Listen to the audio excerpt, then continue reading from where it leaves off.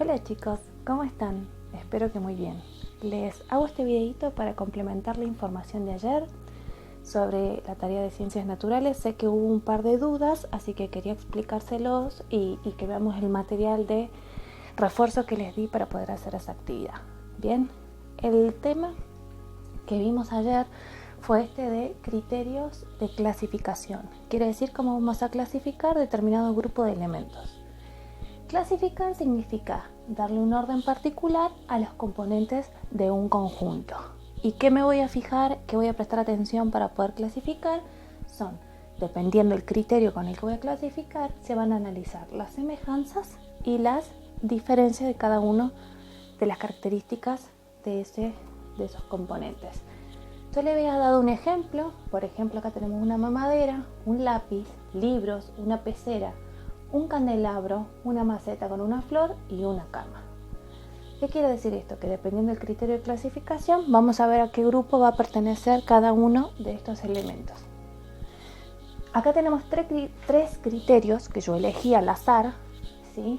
Por ejemplo, según el material con el que están construidos, puedo dividir en madera, vidrio, cartón, ladrillo, metal, plástico.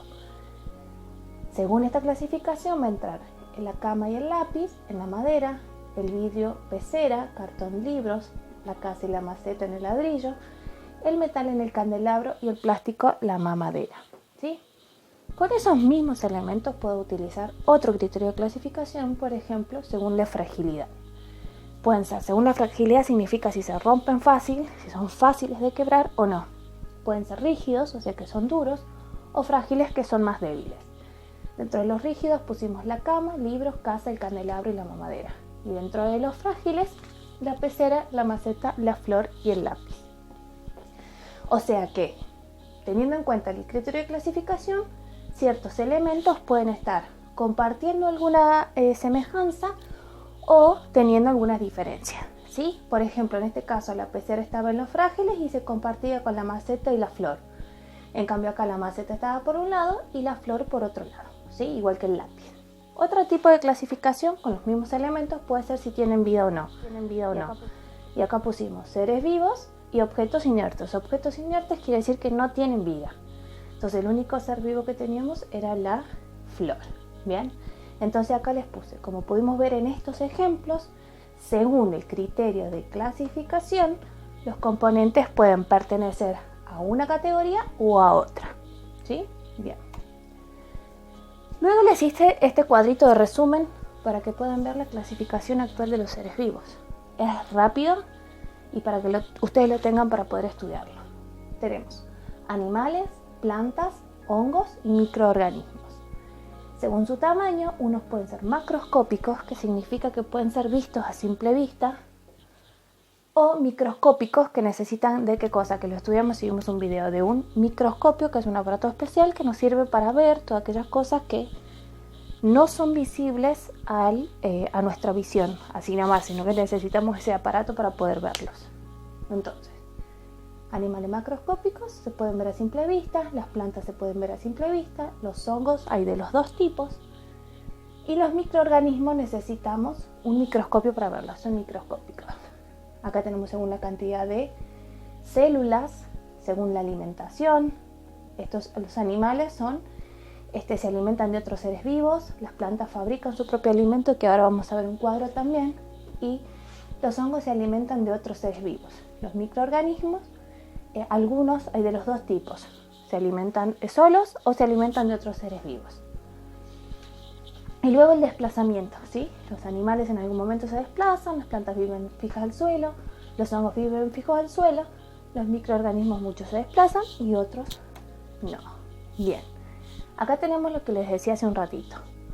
Según su clasificación, según la clasificación por su alimentación, los seres vivos se dividen en dos grupos.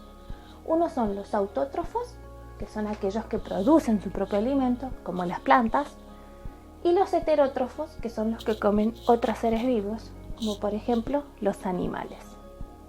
Bien, este era uno de los ejercicios que teníamos que hacer y que primero tenía un error y después no se había comprendido bien. Entonces, este número, acá decía 4, en el material es el 1, ¿sí? Entonces el celeste es el 1. Bien.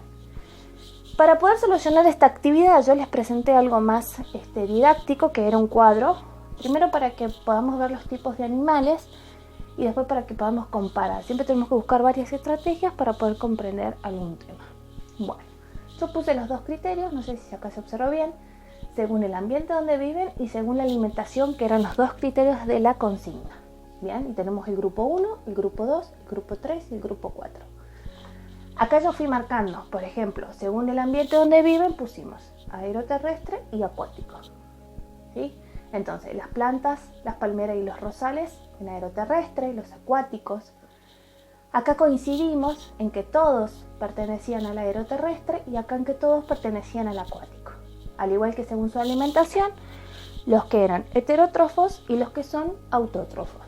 Entonces, coincidimos que el grupo 1 eran los autótrofos y el grupo 3 eran los heterótrofos, porque todos se alimentaban de otros animales, y acá porque todos fabricaban su propio alimento.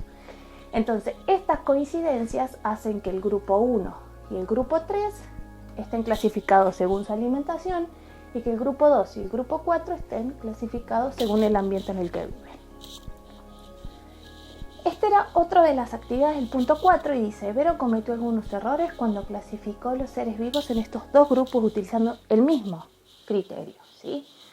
O sea que en este grupo 1 y en este grupo 2 hay un intruso que no pertenece a ese criterio. Y luego tenían un par de opciones para elegir, ¿sí? Yo les puse acá que los criterios de clasificación que podemos utilizar son varios. Podemos utilizar, no sé, según el tamaño, que pueden ser observables, o sea, microscópicos o macroscópicos, según dónde viven, según el ambiente en el que viven, si se desplazan o no, según el tipo de desplazamiento, ¿sí? O sea, varios criterios que podemos tomar en cuenta. Yo les propuse en esta actividad que los clasifiquemos según el lugar donde viven, quiere decir según el ambiente en el que vive cada uno, ¿sí? Entonces, si nos fijamos en el ambiente, tenemos aeroterrestre, aeroterrestre, aeroterrestre, aeroterrestre, el hornero aeroterrestre, perdón, el dientudo y el sábalo son dientudo, sábalo y paramecio son acuáticos. El camalote es de transición, ¿sí? Y tenemos los aeroterrestres. Entonces ahí cada uno iba a sacar de ese grupo un animal y va a ponerme qué criterio eligió y qué clasificación quedó realizada. Espero que les sirva este videito para comprender un poquito mejor el tema. Vamos a estar haciéndolo más seguido con la mayoría de las clases para que puedan ir comprendiendo un poquito mejor. Nos estamos adaptando todos los días a esta modalidad y bueno, vamos a ir avanzando día a día. Les agradezco a todos por enviarme sugerencias de cómo quieren ir trabajando. Espero que hayan podido usar el Kahoot para jugar, es una buena herramienta y no hace falta descargar nada, solo entran en el link que yo les mando y ahí les preparo unos juegos para que ustedes puedan jugar, aprender y también fijarse cuánto vamos a ustedes hacer una autoevaluación de cómo van aprendiendo.